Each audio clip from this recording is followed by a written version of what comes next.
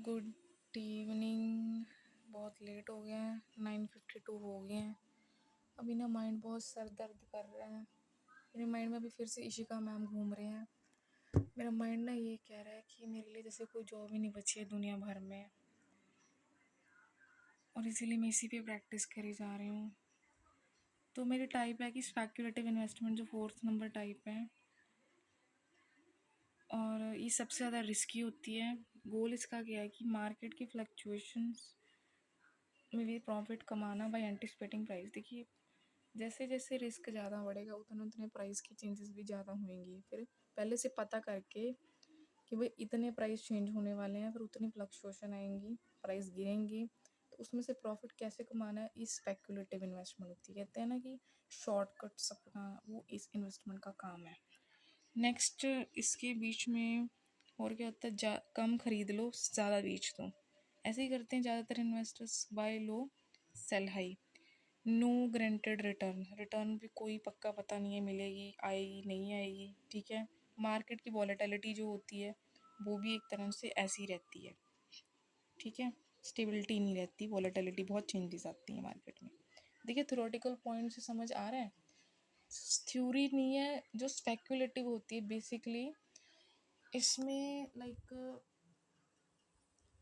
कुछ भी हो सकता है, प्रॉफिट्स हो सकती हैं या लॉस ही होंगे। फिर जो इन्वेस्टर्स हैं वो क्या करेंगे, एक स्ट्रैटेजी यूज़ करेंगे, बाय लो सेल हाई। कम चीज़ पे ख़रीद लो, ज़्यादा पे बेच दो, क्योंकि पता है प्राइस तो गिरने वाले हैं। या फिर कितने सारे इन्वेस्टर्स होते हैं वो इस चीज़ को यूज़ करते ही करते हैं। रिस्क बहुत ज़्यादा होता है। ठीक है, ये चीज़ ना अपनी ज़िंदगी में भी अप्लाई कर लो। जितना रिस्क ज़्यादा होगा उतनी अनसर्टेनिटी ज़्यादा भी होगी। जितने गलत काम करोगे उतना हमेशा अचिंतित रहोगे। ऐसे रहोगे हमेशा चिंता में, चिंता ही रही जाएगी। कहते हैं ना, चिंता इज इक्वल टू चिता। इसका मतलब होता है कि आपको अपने दिमाग से जला रही होती है चिंता।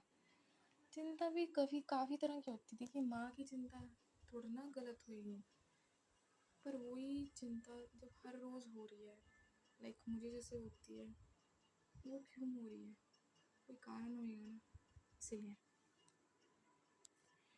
तो अगला इन्वेस्टमेंट ऑप्शंस है, अदर इन्वेस्टमेंट ऑप्शंस दे रखे हैं कि अगर आपने नहीं करना, आपके पास चॉइस है कि आप और इन्वेस्टमेंट ऑप्शन देख लीजिए, जैसे कि potential return than for traditional saving scheme. जो आप नॉर्मल सेव करते हो बैंक में जाके, उससे ज़्यादा रिटर्न आपको मिलती है अदर में करोगे। क्योंकि पता क्या होता है, क्योंकि ट्रेडिशनल में देखो क्या होता है कि सेविंग करते रहो, पर अगर किसी और इन्वेस्टमेंट को चूज़ करते हो उसमें ज़्यादा रिटर्न होती है चांस कंपेयर टू ट्रेडिशनल में। तो इसकी एग्जांपल बहुत अच्छी है, म्यूचुअल फंड बहुत अच्छी एग्जांपल।